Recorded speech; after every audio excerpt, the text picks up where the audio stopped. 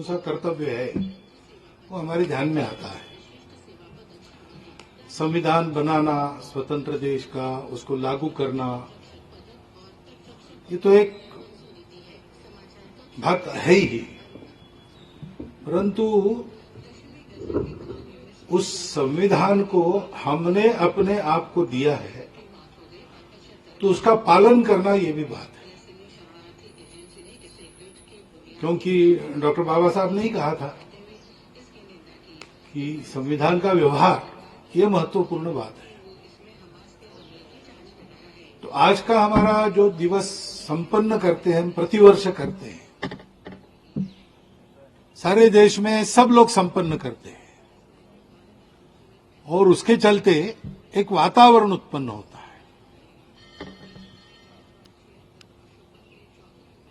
जैसे सब देश एक मन हो जाता है,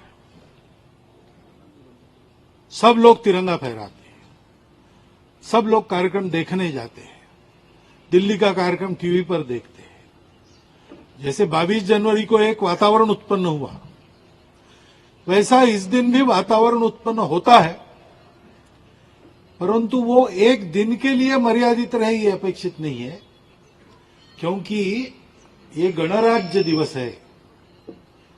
अभी ये संविधान संसद में रखा गया और सरकार का कारोबार उसके आधार पर चलता है, परंतु अपना गणराज्य है, यानी ये प्रजा का राज्य है, तो इसको प्रजा को चलाना है। सरकार की उसमें एक भूमिका है, सांसदों की उसमें एक भूमिका है। इस संविधान को सुरक्षित रखना, इस संविधान को लागू करना, ये टेक्निकली सरकार का काम है, परंतु वास्तविक दृष्टि से ये तो अपने व्यवहार का काम है। और इसलिए संविधान का हम थोड़ा अध्ययन करें। बहुत विद्वान लोग जैसा करते वैसा करने की जरूरत नहीं, लेकिन मोटा मोटी 4 बातें हैं जो संविधान का प्राण है, ऐसा मैं मानता हूं। संविधान की अपने प्रस्तावना है, प्रीएम्बल।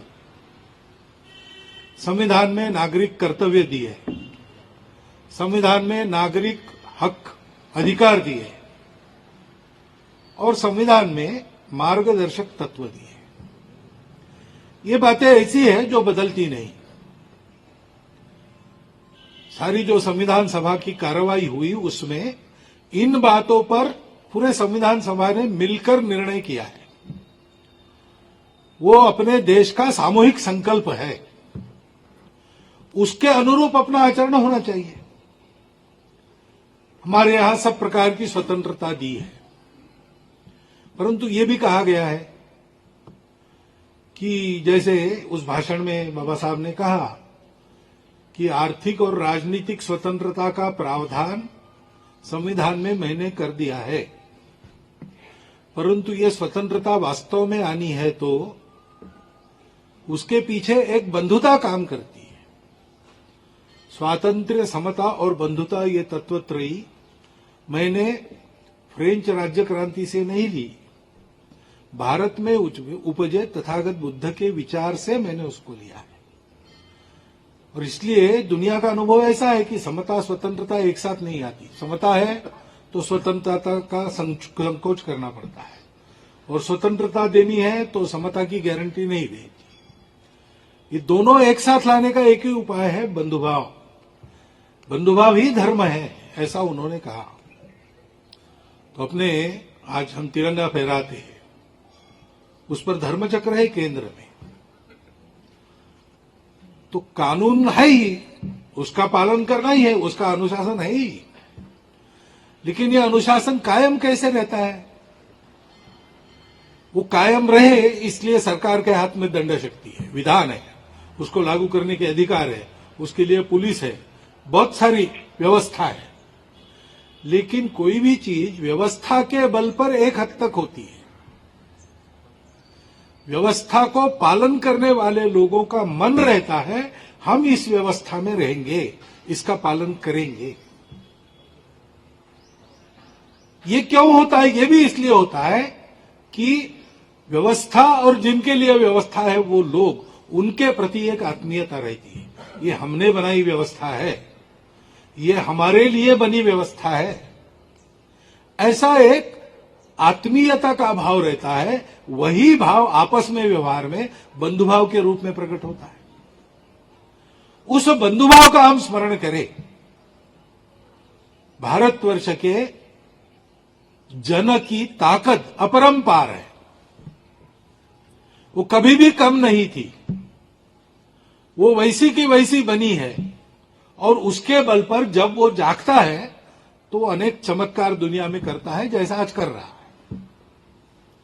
ऐसा भारतवर्ष आएगा, ऐसा भारतवर्ष उठेगा, ये अगर 40 साल पहले हम कहते तो अपने ही लोग हमारी खिल्ली उड़ाते। लेकिन आज हम देख रहे हैं कि हर क्षेत्र में हम आगे बढ़ रहे हैं। ये शक्ति कहां से आई? ये शक्ति हमेशा थी, परंतु वो परिणाम कारक तब होती है जब हम बंधुभाव की सामूहिकता में बंधे जाते हैं। ये केवल मेरे लिए नहीं है, ये सबके लिए है। मेरे सारे सामर्थ्य का उपयोग मुझे सबके लिए करना है, क्योंकि सब मेरे अपने हैं।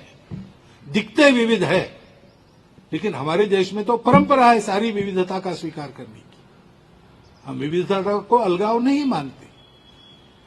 इस प्रकार बंधुभाव के साथ देश के लिए सब लोग मिलकर उद्यम करेंगे, संविधान के अनुशासन का पालन करेंगे, उसकी पवित्रता पर आंच नहीं आने देंगे, उसके भाव को ध्यान में रखकर उसका उचित उपयोग करेंगे, तो राष्ट्र उत्कर्ष की ओर जाएगा।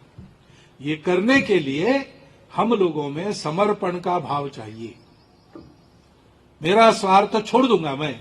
आज जो गीत हुआ, मैं रहूं ना या रहूं, मैं रहूं या ना रहूं, भारत ये रहना चाहिए। हम संघ में गीत गाते हैं, तेरा वैभव अमर रहे मां, हम दिन चार रहे न रहे। देश हित के प्रति, समाज हित के प्रति, अपने बंधु बांधवों के हित के प्रति सारे भेद छोड़कर, सारे स्वार्थ छोड़कर जीवन सर्वस्व अर्पण करने की तैयारी से लग जाना, ये हम सब मिलकर करते हैं। तो आज जो दुनिया को भारत से अपेक्षा है और भारत के जन जन की आकांक्षा है कि हम विश्वगुरु बने, वो कुछ ही वर्षों में सफल होती हुई हम देख सकते हैं। इतना अपरंपार सामर्थ्य अपने हम में है, लेकिन उसके लिए हमको ये समर्पण याद रखना पड़ेगा। राष्ट्रध्वज के शीर्ष स्थान पर जो रंग है वो अपने देश में समर्पण का रंग माना जाता है। उस पर जो धर्म चक्र है वो धर्म चक्र वास्तविक धर्म जो है बंधुभाव का, उस पर आधारित धर्म का चक्र है। ये ध्यान में रखकर हम सब लोग आज गणराज्य दिवस को मनाएं, अपने कर्तव्यों को समझें और उसका अनुपालन करना इसी क्षण से प्रारंभ करें। इतनी एक प्रार्थना आपके सामने रखता हूं और मेरे 4 शब्द समाप्त।